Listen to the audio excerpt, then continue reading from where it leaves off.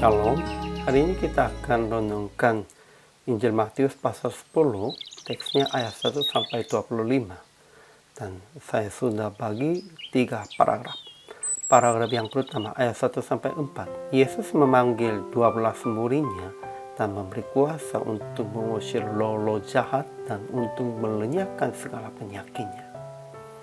Paragraf yang kedua, ayat 5-15, Yesus berpesan kepada mereka akan memberitakan yang kerajaan surga sudah dekat, akan sembuhkan orang sakit dan mengusir setan-setan dengan cuma-cumanya. Paragraf yang ketiga, ayat 16-25, Yesus berkata kepada mereka akan tetap melayani sekalipun dibenci oleh karena nama Yesus. Kesimpulannya, pekerja yang memberitakan Injil harus mulai secepatnya, walaupun persiapannya masih tidak sempurna. Yesus memanggil 12 orang murid dan mengutus mereka. Di pasal 9 ayat 38, Yesus berkata, mintalah kepada Tuhan supaya ia mengirimkan pekerja-pekerja. Yesus memanggil 12 orang dengan jawaban Tuhan tentang doa itu. Mereka dapat kuasa untuk memberitakan Injil kerajaan surga, mengusir roh-roh jahat, dan melenyapkan segala penyakit dan kelemahan.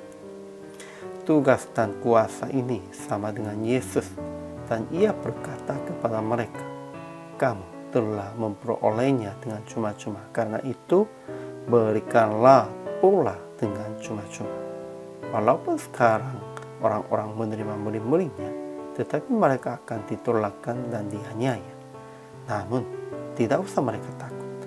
Hanya mereka harus melayani dengan cerdik dan tulus hatinya. Ajaran tentang Allahnya.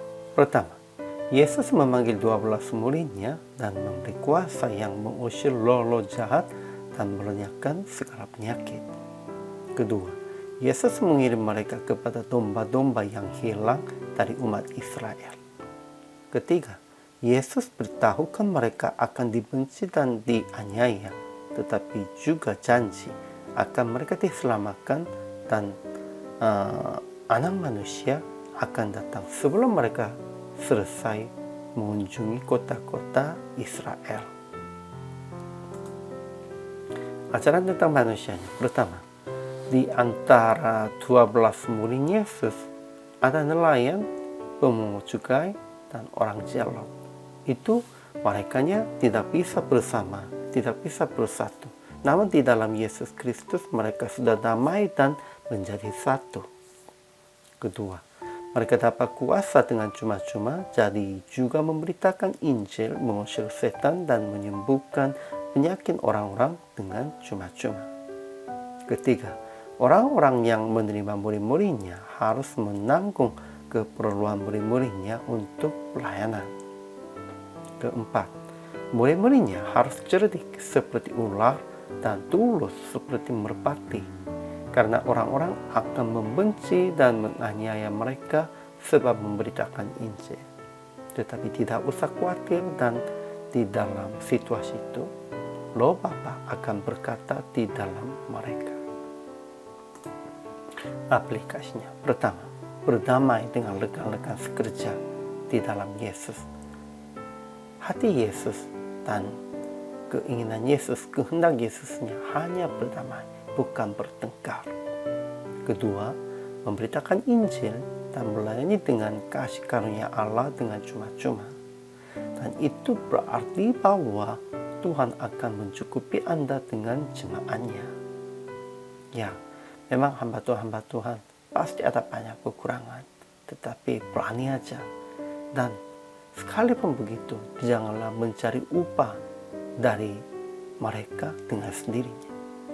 Hanya andalkan Tuhan, kalau begitu Tuhan pasti akan mencukupi dengan jemaat-jemaat dan orang yang lain.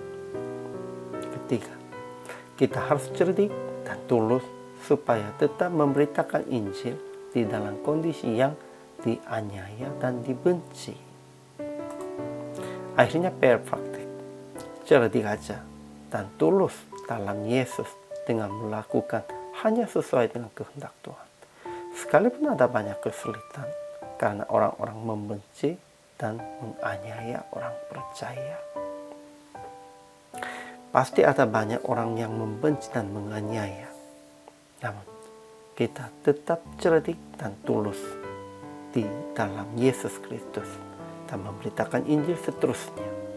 Ya, inilah kehendak Tuhan, dan pada waktu itu Tuhan tetap menjaga kita dan tetap Tuhan akan menyertai. Hari ini juga selama melayani, Tuhan Yesus memberkati.